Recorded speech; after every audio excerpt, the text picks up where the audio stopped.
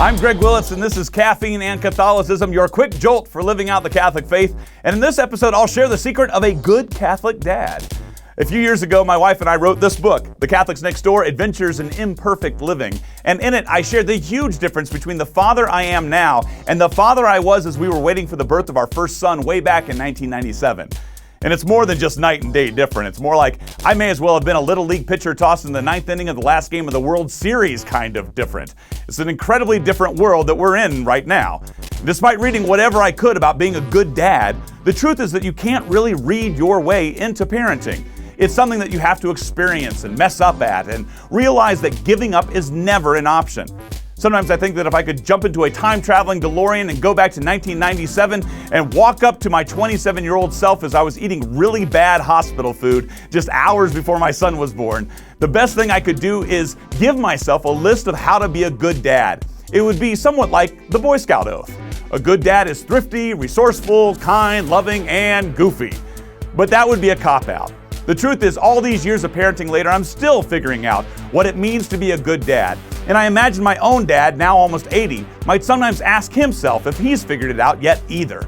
But there is one rule that I follow, and I believe it's the most important one. From this rule, I believe all other rules follow.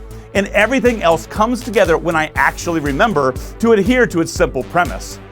Do whatever you can to get to heaven.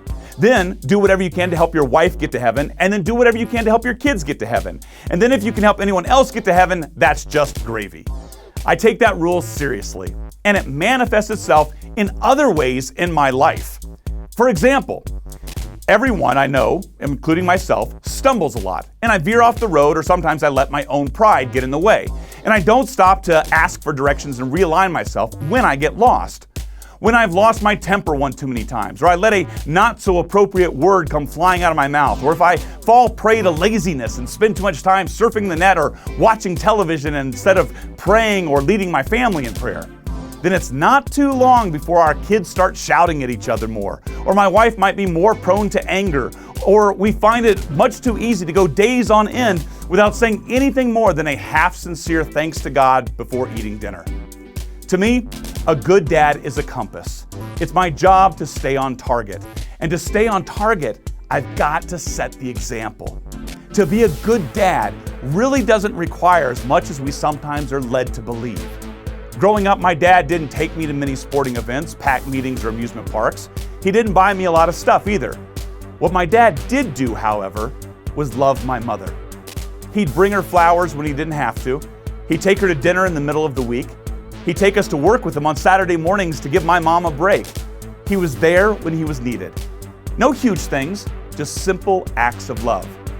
To me, a good father is one who tries to place his wife before himself. If you think about it, that also encompasses everything Christ did for each of us. It's often in the simplest actions that I can constantly show my wife my love for her.